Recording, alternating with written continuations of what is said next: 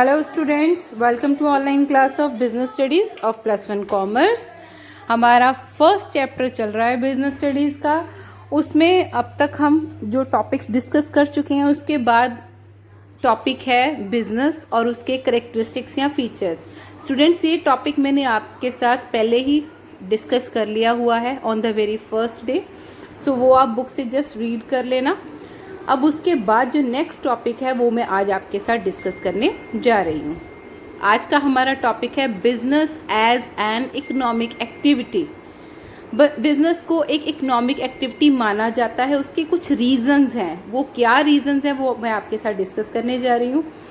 इस क्वेश्चन को एक्सप्लेन करने से पहले मैं आपको बता दूं कि ये 4 मार्क्स के अकॉर्डिंग क्वेश्चन बनता है, तो आपको सारी हेडिंग्स और उनकी एक्सप्लेनेशन आप अपनी वर्डिंग में भी लिख सकते हैं।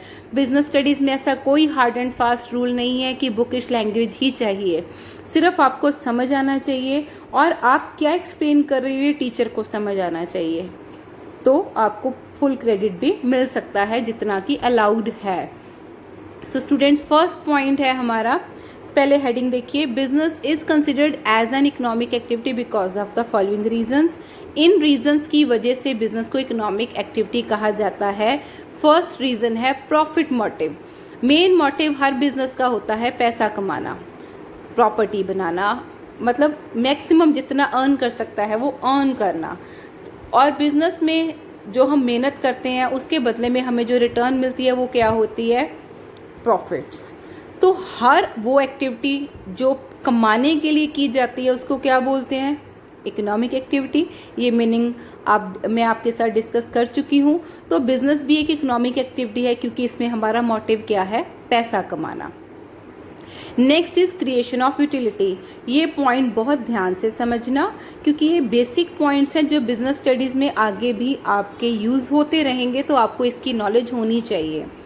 बिजनेस जो है वो यूटिलिटीज़ क्रिएट करता है, इसलिए भी उसको इकोनॉमिक एक्टिविटी कहा जाता है। वो यूटिलिटीज़ कौन सी हैं? सबसे पहली यूटिलिटी है फॉर्म यूटिलिटी। फॉर्म यूटिलिटी का मतलब है बिजनेस मटेरियल की फॉर्म ही चेंज कर देता है। बिजनेस में क्या की जाती है? प्रोडक्शन। प्रोडक्शन करने से क्या होता है? रॉ मटेरियल जो कच्चा माल है वो कन्वर्ट हो जाता है फिनिश गुड्स में। इस तरह से प्रोडक्ट की फॉर्म क्या हो जाती है? चेंज हो जाती है। ठीक है, इसीलिए बिजनेस क्रिएट करता है फॉर्म यूटिलिटी। फॉर्म यूटिलिटी का मतलब होता है प्रोडक्ट की फॉर्म को चेंज कर देना, जैसे कि धागे से कपड़ा बना देना, फ्लोर, आटा, उससे बिस्किट्स की प्रोडक्शन कर देना। तो इससे आटे की फॉर्म चेंज होकर किस में कन्वर्ट हो गई? बिस्किट्स में या ब्रेड में। तो बिजनेस का काम है प्रोडक्ट की फॉर्म को चेंज कर देना प्रोडक्शन करके। इस तरह से ये क्रिएट करता है form utility. Next is place utility. Business create करता है प्लेस यूटिलिटी। वो कैसे? ट्रांसपोर्टेशन की हेल्प से, क्योंकि गुड्स की प्रोडक्शन लिमिटेड जगह पे होती है लेकिन इसकी कंजम्पशन बहुत सारी जगह पे होती है, तो वहाँ तक गुड्स को पहुँचाया जाता है through the help of transportation.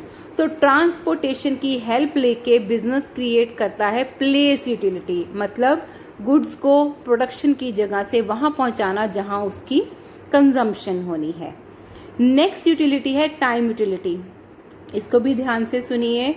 हम प्रोडक्ट्स की प्रोडक्शन अनुमान लगा के करते हैं कि आने वाले टाइम में इसकी कितनी डिमांड हो सकती है, उसकी प्रोडक्शन हम एडवांस में तैयार करके रखते हैं। और इवन कुछ गुड्स तो ऐसे होते हैं जिनकी पर्टिकुलर सीजन में प्रोडक्शन होती है लेकिन उसकी सप्लाई फुल ईयर होती है, जैसे कि पिक्कल मतलब अचार, आम का अचार। आम का अचार जो है वो प्रोडक्शन उसकी इसी टाइम पे होती है, जून जुलाई के मंथ्स में, लेकिन उसकी अवेलेबिलिटी पूरा साल होती है। तो इट मीन्स कि जून जुलाई में इस अनुमान के साथ प्रोडक्शन की जाती है कि आने वाले पूरे साल में उसकी कितनी डिमांड होगी। अब इतना सारा पिक्कल प्रोड्यूस करके रखा कहाँ जाता है? इसको स्टोर किया जाता है वेयर हाउस में, ताकि उसको कुछ हो ना और जब ज़रूरत पड़े हम उसे अवेलेबल करवा सके। तो ये जो स्टोरेज फैसिलिटी है वो क्रिएट करती है टाइम यूटिलिटी। कैसे? ये टाइम गैप को कवर अप करती है। प्रोडक्शन और कंजम्पशन के बीच में अक्सर टाइम होता है, तो वो टाइम को कवर अप करती है स्टोरेज फैसिलिटी, जो कि हम स्टोर करते हैं वेयर हाउस में। तो वेयर हाउस क्रिएट करता है टाइम यूटिलिटी। आई होप आपको ये तीनों यूटिलिटीज़ समझ आ गई होंगी। ये तीनों यूटिलिटीज़ सेपरेटली 2 मार्क्स के लिए भी पूछी जा सकती हैं। Next is satisfaction of human wants. Businessman क्या चाहता है, उसका मकसद क्या होता है कि मैंने ह्यूमन बीइंग की ज़रूरत को पूरा करना है। जो भी सामान प्रोड्यूस किया जाता है या जो भी सर्विसेज प्रोवाइड की जाती हैं वो ह्यूमन नीड्स को पूरा करने के लिए, उन्हें सेटिस्फाई करने के लिए की जाती हैं, ताकि वो हमारा प्रोडक्ट बार बार खरीदे। तो business should produce those goods and services. Business को वही प्रोड्यूस करना चाहिए जो ह्यूमन वांट्स को सेटिस्फाई करे। लास्ट रीज़न है exchange of goods and services. Economic activities का मकसद होता है पैसा कमाना, तो उसमें exchange of goods and services इसीलिए की जाती हैं कि हम प्रॉफिट्स अर्न कर सकें। तो बिजनेस एक्टिविटीज़ में सेल होती है, डिस्ट्रीब्यूशन और exchange of goods and services होती है, जिससे हम पैसा कमाते हैं। तो ये एक्सचेंज का रीज़न भी पैसा कमाना है, तो इसलिए ये एक इकोनॉमिक एक्टिविटी है। सो ये रीज़न्स हैं जिस वजह से बिज़नेस को इकोनॉमिक एक्टिविटी कहा जाता है। इसको ध्यान से समझ के साथ ही साथ लर्न कर लीजिए। अगर कोई प्रॉब्लम आए तो आप मेरे से डिस्कस कर सकते हैं। Okay students, that's it for today. Thank you. Have a nice day. Stay home. Stay safe. हाँ, अगर आप चाहते हैं कि आपको हर बार इंटीमेशन पहले ही मिलती रहे मेरे लेक्चर्स के बारे में, तो आप इस चैनल को लाइक और सब्सक्राइब भी ज़रूर कर दीजिए। Thank you students.